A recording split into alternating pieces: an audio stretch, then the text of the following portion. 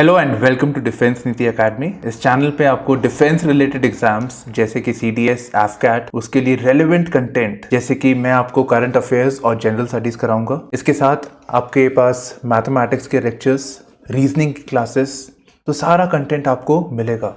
And yes also जो strategic videos होते हैं, गाइडेंस वीडियोस होते हैं जो आपको क्रिटिकल इन्फॉर्मेशन देते हैं कि एग्ज़ाम में क्या होगा, एसएसबी में क्या होगा, तो वो सारी गाइडेंस भी हमारे चैनल पे अवेलेबल है।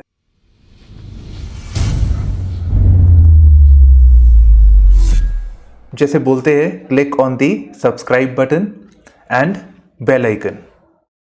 चलिए, तो आज हम बहुत इंपॉर्टेंट टॉपिक करने वाले हैं, that is armed forces special powers act. नाम में ही है आर्म्ड फोर्सेस और बहुत डिबेटेबल टॉपिक है। ठीक है, तो डिबेटेबल टॉपिक है, तो इसके लिए ऑब्वियसली इसमें भी आपको कुछ चीज़ें आ सकती है जो प्री के लिए है, इतना नहीं है पर आ सकता है जनरल नॉलेज पेपर में, तो वो तो है ही है। पर ये इसलिए इम्पोर्टेंट है क्योंकि आपको एसएसबी में ग्रुप डिस्कशन में आ सकता है, आपको थोड़ी और जानकारी होनी चाहिए। और ये आर्म्ड फोर्सेस स्पेशल पावर्स बिल्कुल आर्मी के बारे में एक टॉपिक है, तो ग्रुप डिस्कशंस में हो सकता है।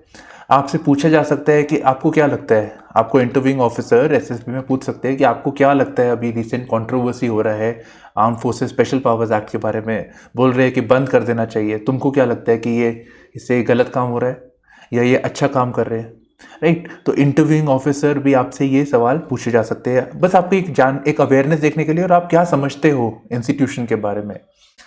और ऑब्वियसली लेक्चरेट में पूछा जा सकता है, ठीक है, आपको एक स्लिप आ सकती है और आपको बताना पड़ेगा, 3 मिनट बोलना पड़ेगा ऑन आफ्सपा, तो वो भी हो सकता है। तो उसके लिए आपको सारा जो फॉर्डर है, सारा कंटेंट, रेलेवेंट कंटेंट आपको दे दूंगा, हमारे इस वीडियो में है, and it will help you. अब देखिए, एक सिंपल सर्च था arm forces special powers act, और कितने सारे टॉपिक्स हैं, कितने सारे इश्यूज हैं जो हम सब देख सकते हैं। India must reboot counter insurgency strategy, free army from it, कि ये हटाओ इसको, आर्मी को, ये मिलिटेंसी में डाल रखा है, मतलब इंसर्जेंसी के जो इश्यूज है उसमें इनको डाल रखा है, इनसे निकालो। इनको लड़ना पड़ेगा चाइना के साथ, ठीक है, उनकी जो पीपल्स लिबरेशन आर्मी है जो बहुत संख्या में तैनात है बॉर्डर पे, नॉर्दर्न बॉर्डर पे हमारे, उनसे लड़ना है इनको, वहां पे उनको ज़्यादा फोकस करने की ज़रूरत है। यहाँ से अब इनको फ्री कीजिए, बहुत साल हो गए, ठीक है, 1950 से चलता आ रहा है, नागालैंड में स्टार्ट हुआ था, 1990s में जम्मू एंड कश्मीर, वो भी 30 साल होता है एक्चुअली। तो यहाँ से इनको हटाए, तो देखो एक पॉइंट आपको यहीं पे मिल गया, India partially repeals controversial arm forces special powers act in north east. ये तो मैं आपको बताऊंगा थोड़ा सा अभी, ये हमारे जो होम मिनिस्टर ने किया था, ठीक है, तो एक स्टेटमेंट दी थी, as blood of fake encounters, ठीक है, तो कंसर्न की है कि ये आर्मी को स्पेशल पावर दे दी है और कभी कभी फेक इनकाउंटर्स भी हो जाते हैं, तो इससे प्रोटेस्ट होता है, नेचुरली प्रोटेस्ट होगा, उससे लोकल जो वहां पे है वो उनको नहीं अच्छा लगता, किसी को भी नहीं अच्छा लगेगा, कुछ लोग होते हैं जिनकी वजह से बदनामी होती है। फिर ये देखिए, तो ये वाला हो गया विड्रॉन, वही सेम बात है यहाँ पे, कांग्रेस वाले अपने ही लगे पड़े हैं वहां पे, ठीक है, hype by BJP, need to do more. चलो, सब हमें कंटेंट मिल जाता है। तो 31 मार्च की ये न्यूज़ है, बहुत इंपॉर्टेंट थी। तो हमारे जो होम मिनिस्टर है मिस्टर अमित शाह, उन्होंने बोला कि नॉर्थ ईस्ट में सिचुएशन बहुत अच्छी हो गई है, हमारे जो प्रधानमंत्री है उनकी लीडरशिप में सिचुएशन काफ़ी अच्छी हो गई है। कैसे? अभी नॉर्थ ईस्ट में जो है सिक्योरिटी सिचुएशन बहुत अच्छी हो गई है, पहले जैसा नहीं है कि बात बात पे मिलिटेंसी अटैक्स हो रहे हैं, बहुत अच्छी हो गई है। और ऐसा इसलिए हुआ है क्योंकि फास्ट ट्रैक डेवलपमेंट हो रही है, तो यूथ जो है उनको नौकरी मिलेगी तो फिर मिलिटेंसी से हटा सकते हैं उनको, ठीक है। तो वो मुद्दे जो उनको ग्रेवेंसेस है, जो उनको लगता है कि जो कंट्री है वो उनके बारे में नहीं सोचती है, वो ऑटोमेटिकली एड्रेस हो जाता है, तो फास्ट ट्रैक डेवलपमेंट। और कहते हैं एक और एक चीज कि बहुत सारी अग्रीमेंट्स हुई है under the leadership of prime minister. तो ये जो इंसर्जेंट ग्रुप्स है, जैसे कि नागा अकॉर्ड्स हम बात करते हैं, तो NSCN-IM इसाक मोयुआ, ठीक है, ये एक मिलिटेंट ऑर्गेनाइजेशन थी नागालैंड के साथ, उनके साथ हमारा डील हुआ, सेंटर का डील हुआ, which is known as Naga accords. उन्होंने बोला हाँ ठीक है, फिर हम अब वायलेंस आपसे नहीं करेंगे। उल्फा के साथ बात हो रही है, ठीक है, बात हो रही है, कुछ फैक्शंस उनके आ गए हैं, बट अभी भी बात हो रही है।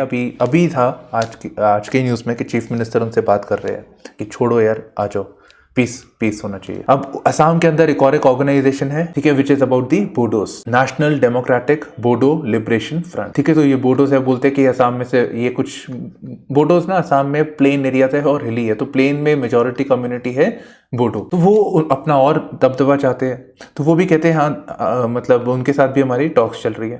काफी हद तक उन्होंने सरेंडर कर दिया। फिर Bru Reang talks, this is about the Mizoram. और त्रिपुरा में तो हुआ ही है सक्सेस, त्रिपुरा से हटा दिया गया पूरा arm forces special powers act हटा दिया गया। तो ये क्या कहा उन्होंने कहा कि देखो हमारे जो लीडरशिप में प्राइम मिनिस्टर की काफी अच्छी चीजें हुई है और इसकी वजह से हम नॉर्थ ईस्ट में कुछ 3 स्टेट्स है, दैट इज नागालैंड, असम और मणिपुर से हम कम कर सकते हैं।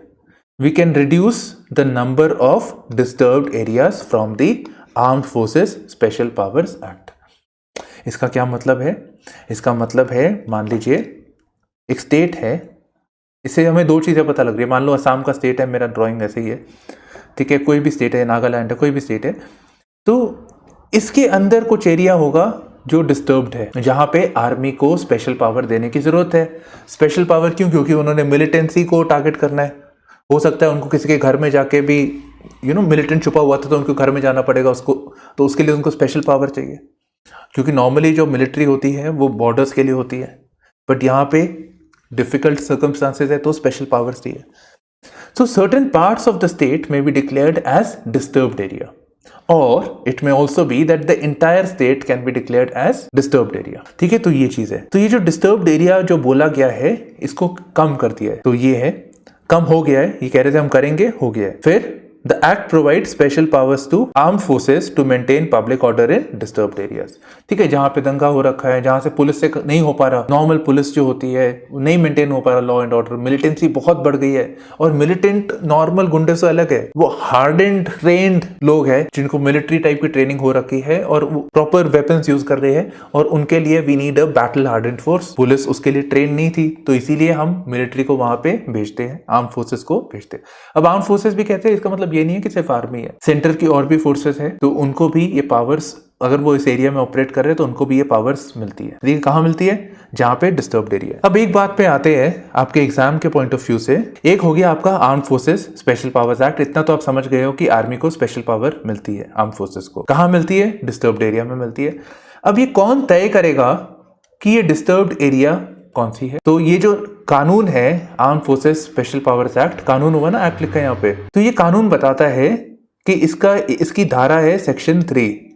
ठीक है, तो सेक्शन 3 है, वो बोलती है, वो बताती है डिस्टर्ब्ड एरिया के बारे में, और वो बताता है कि सिर्फ गवर्नर, पहले सिर्फ गवर्नर होता था, वो निर्देश दे सकते हैं कि कौन सी एरिया डिस्टर्ब्ड एरिया है। और इसमें आप थोड़ा पॉलिटी को सोचिए, यहाँ पे इसमें ऐसा नहीं है कि चीफ मिनिस्टर ने बोला, क्योंकि जो गवर्नर होता है वो जो ऐसा चीफ मिनिस्टर या उनके जो मंत्रालय है जैसा वो बताते हैं वैसा वैसा वो करते हैं, पर ऐसा नहीं है यहाँ पे।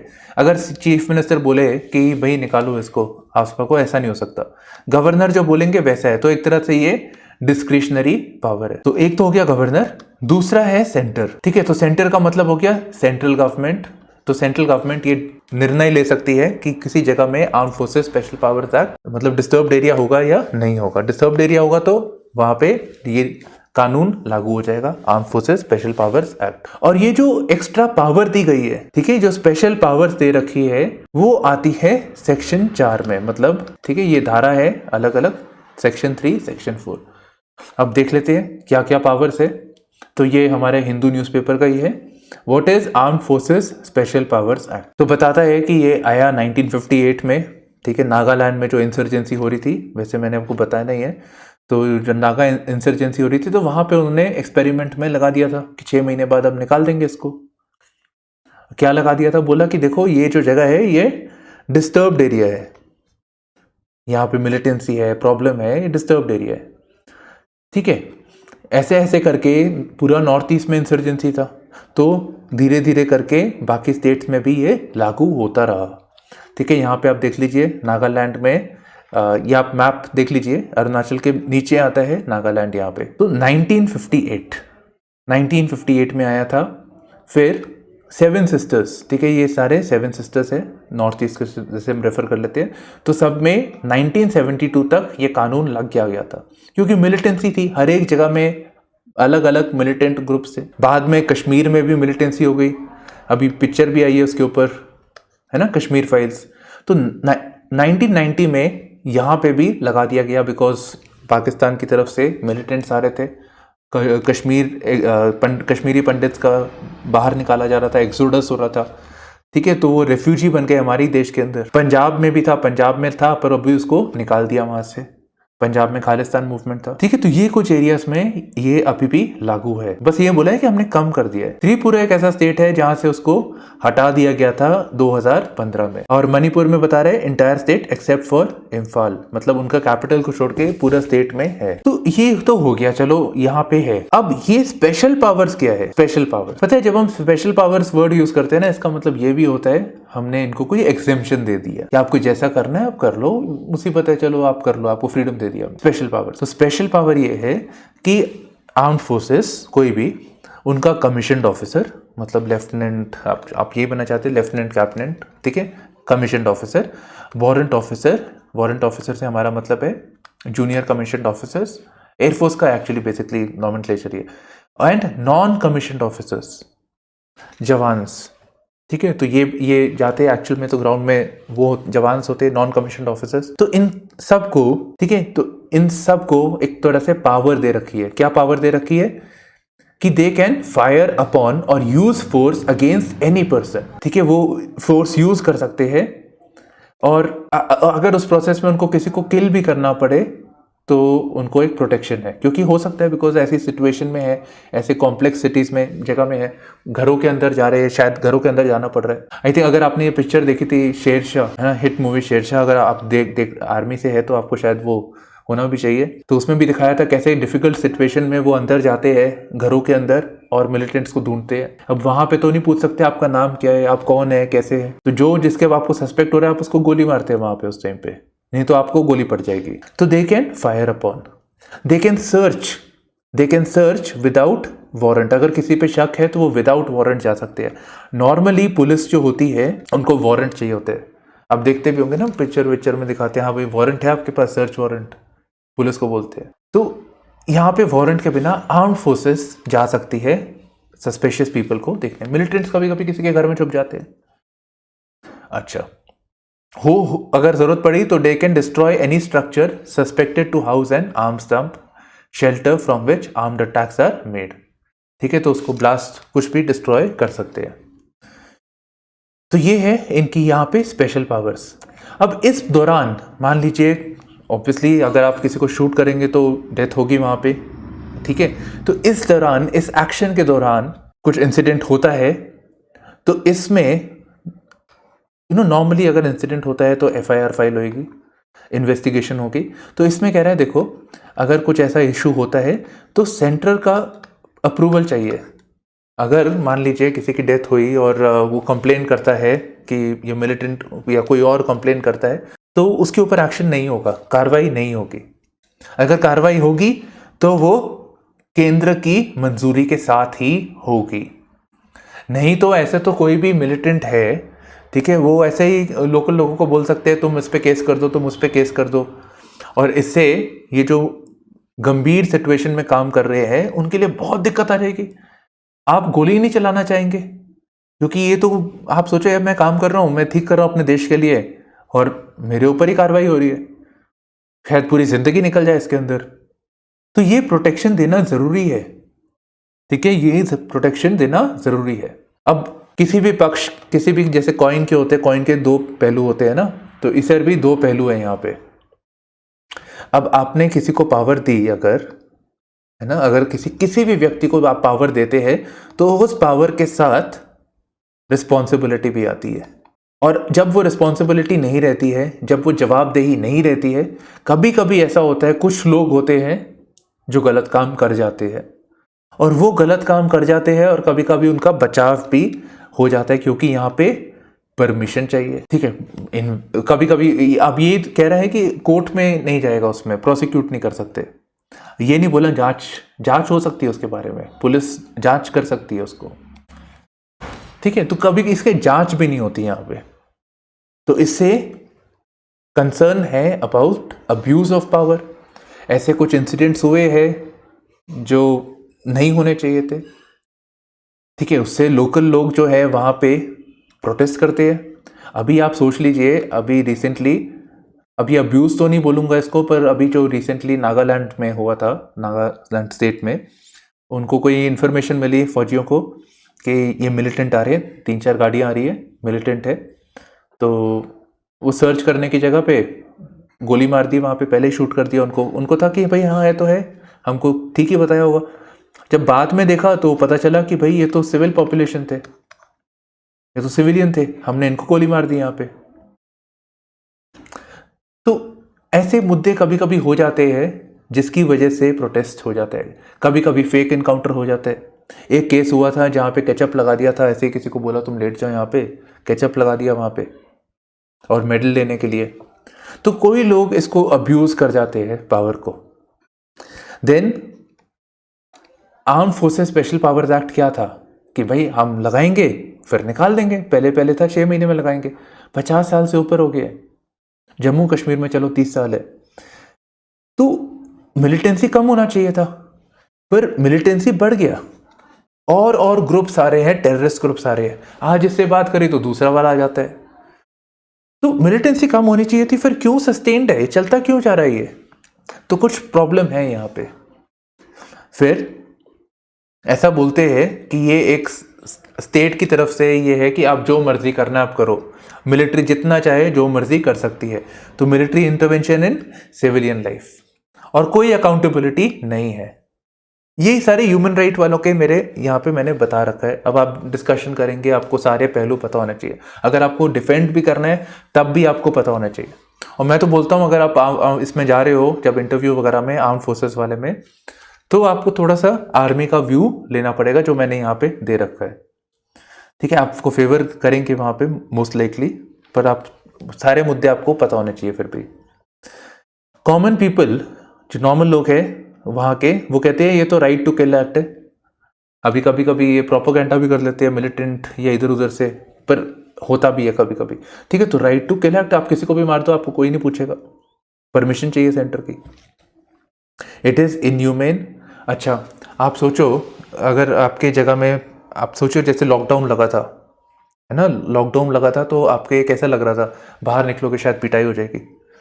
अब ऐसा सोचो कि ये लोकेलिटी में ऐसा पूरी ज़िंदगी में आपका चल रहा है, जो आपके डिस्ट्रिक्ट है वहाँ पे चलता आ रहा है ये वाला सिचुएशन कि आर्मी आपको हर जगह दिख रही है, लोग बंदूक लेके खड़े हैं। तो इससे ये सिचुएशन ठीक नहीं है। आप बहुत लंबे समय तक कर्फ्यू लाइक सिचुएशन रहना ठीक नहीं है। इससे गुस्सा आएगा, इससे लोग परेशान होते हैं, इसको किसी को नहीं पसंद आता। ठीक है, आसपास अगर बहुत सारा पुलिस हो जाए किसी को नहीं पसंद आता।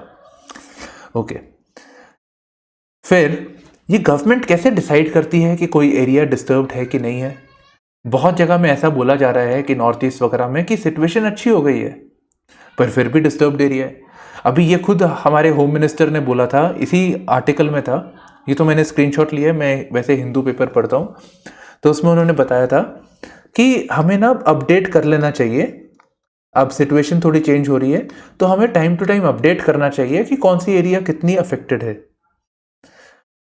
तो मतलब अभी तक वो किसी को बताना पड़ रहा है कि हमें अपडेट करना पड़ेगा, तो अपडेट भी इतने सालों के बाद हो रहा है, बहुत डिस्क्रिशन है। तो कुछ तो बेसिस होना चाहिए, कुछ क्राइटेरिया होना चाहिए जिसके बेसिस पे बोले कि भाई ये सिचुएशन ठीक हो गई है, अब यहाँ से हटाइए इसको। ये टेम्पररी होना चाहिए, परमानेंट नहीं होना चाहिए, बस बात ये है इसकी। अब आर्मी का क्या व्यू है?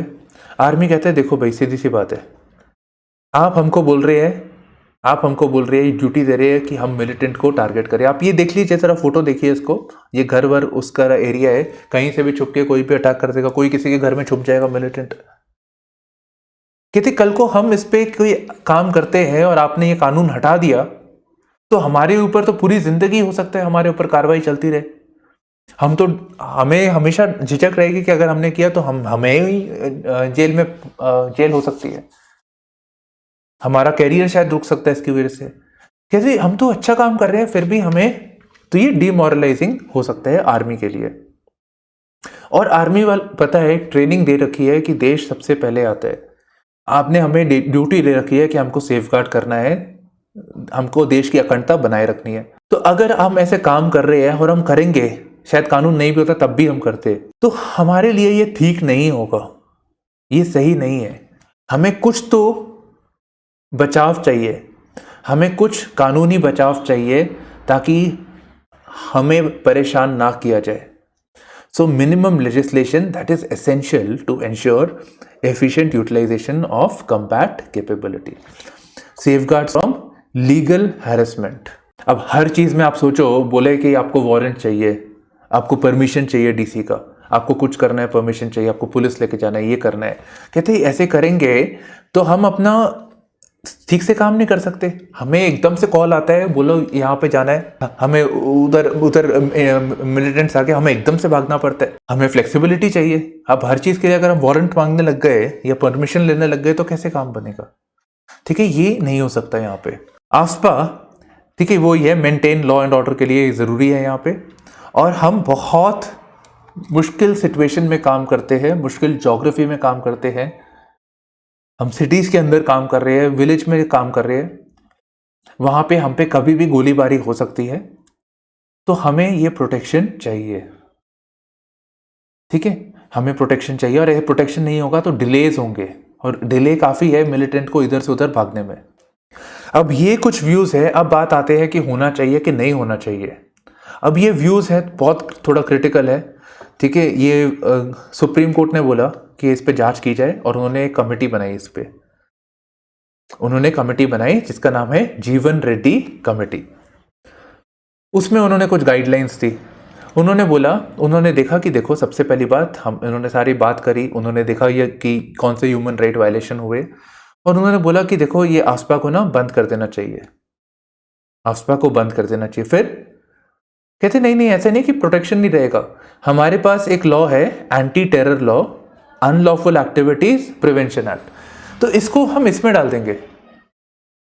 ठीक है, समझ आई? ऐसे नहीं कि इतना पावर दे दे हम इसको। जो एंटी टेरर लॉ है, एक हमारे पास एक लॉ है, पहले हमारे पास पोटा टाडा ऐसे ऐसे लॉज होते थे, उनके लिए कंबाइंड एक लॉ बना दिया, अनलॉफुल एक्टिविटीज प्रिवेंशन एक्ट। उसमें हम आसपा को डाल देंगे, क्योंकि आसपा एक तरह से मिलिटेंसी को ही देख रहे हैं, टेररिज्म को देख रहे हैं।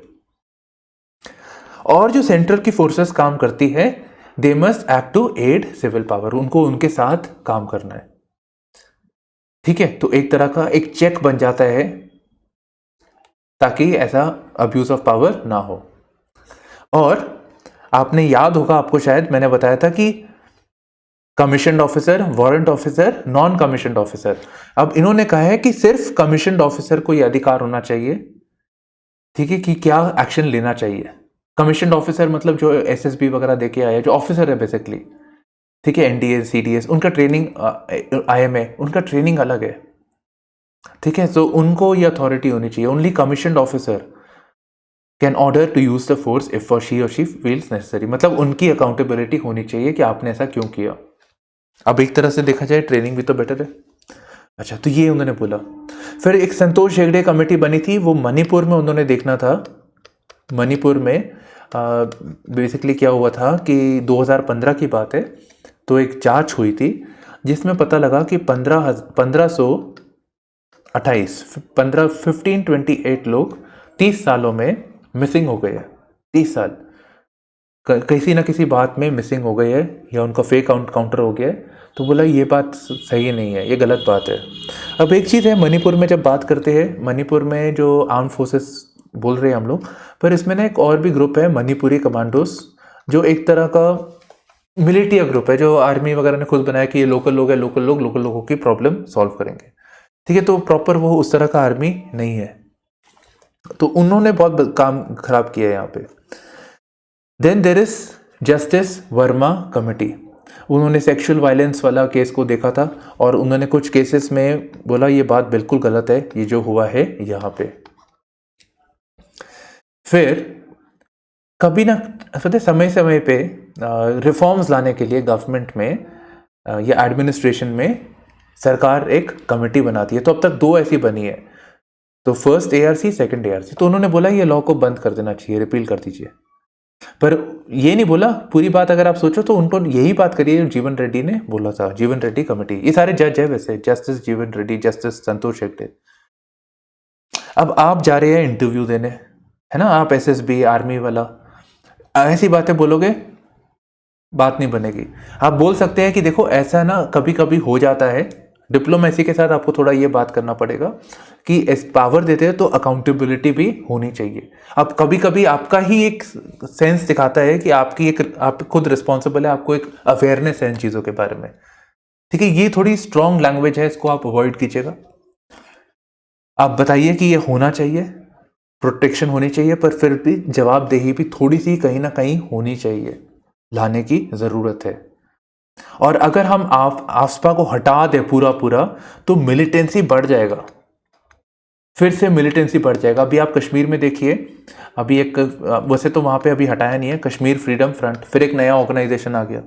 अब इनको हटाना तो पड़ेगा ना यहाँ से, कौन हटाएगा? नेता वेता तो हटाएंगे नहीं, गन से ही काम होगा यहाँ पे, ठीक है। तो पहले आपको सिचुएशन को ठीक करना है, और जब तक सिचुएशन ठीक नहीं होती है तब तक पॉलिटिकल प्रोसेस, बातचीत नहीं हो सकती।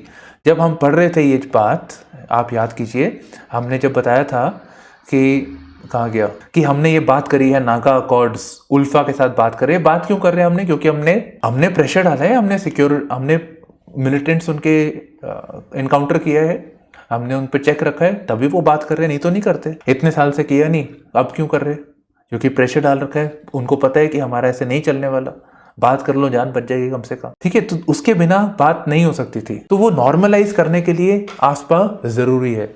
हाँ, उसमें थोड़े सुधार लाने की जरूरत है, जैसा इन्होंने यहाँ पे बता रखा है, ठीक है। तो आप इन पॉइंट्स को बता सकते हैं। तो ये था आज का analysis. Thank you for streaming into Defense Niti Academy, and do click on the subscribe button. Bye bye, take care, all the best.